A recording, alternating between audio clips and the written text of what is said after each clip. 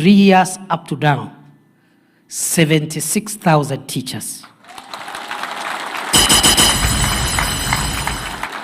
In December, in 3 years, by December, we'll add another 24,000. If you add what the government of President Ruto has employed in terms of teachers, and these are youths who have left university, they have started teaching. By December this year, we will have clocked 100,000 teachers. Since independence, between 1963 and 2022, the number of teachers in primary and secondary school employed by government was slightly over 300,000 teachers. For 60 years, Kenya had deployed 300,000 teachers. In 3 years, Kenya has employed 100,000 teachers. So the number of teachers by December, when we hit the 100,000, the number of teachers employed by this government in 3 years is almost a third. It's almost 30% of all the teachers ever employed over 60 years of Kenya's independence. That way, over time, we are reducing the number of unemployed young people in the teaching profession. I've just given teachers as an example, but we're also doing that for other disciplines. We are doing that for other disciplines. That is an example of a program that is deliberately tackling youth unemployment and reducing the number of qualified young people with no income, without jobs. So we are expanding the public sector to accommodate more graduates, not just for universities, but also for tertiary colleges. Allow me also, we realized also one of the reasons why many graduates from colleges and universities remain unemployed is because the courses they have studied are not aligned, they are not wired to fit into the demands of the market. You have a skill which is not required in the market.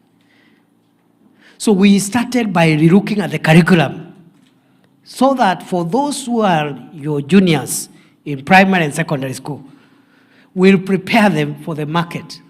When they come out of college, come out of school, they are job ready.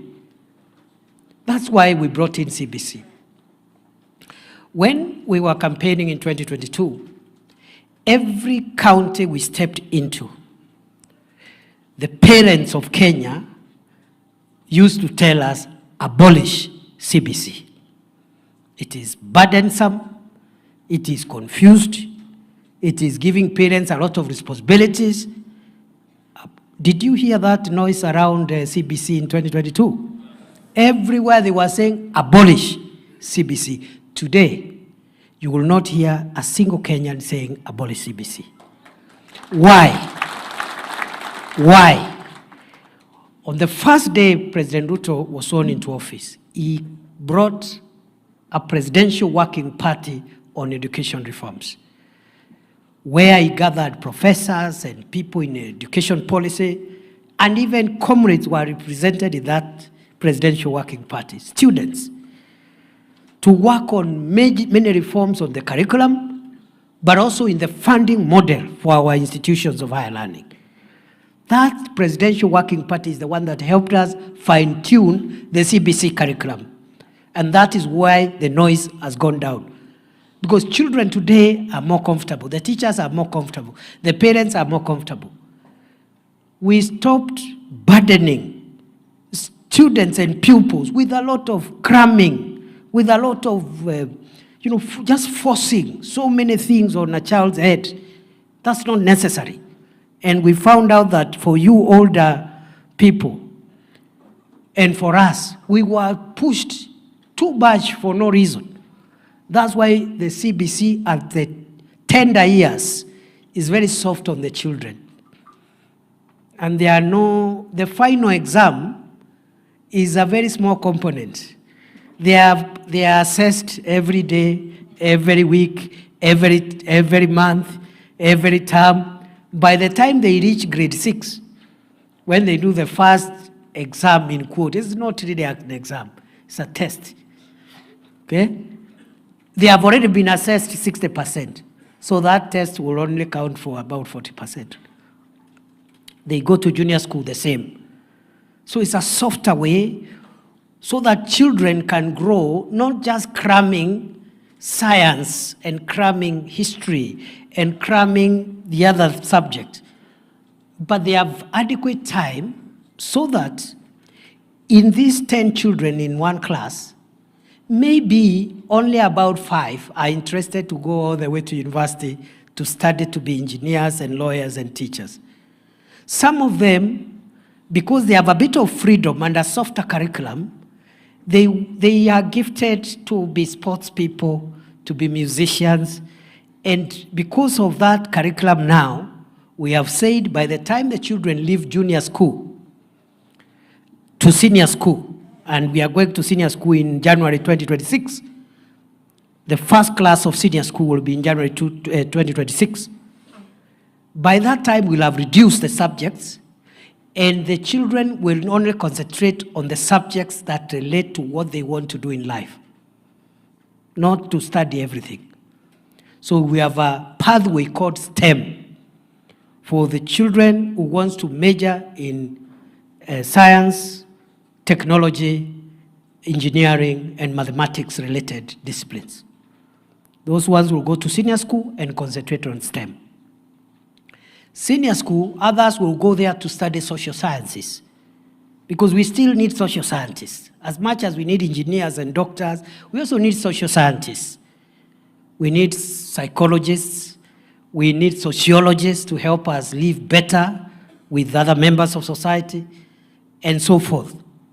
So some will study social sciences in senior school. Others will study STEM. Others will study the sports, arts, and creatives.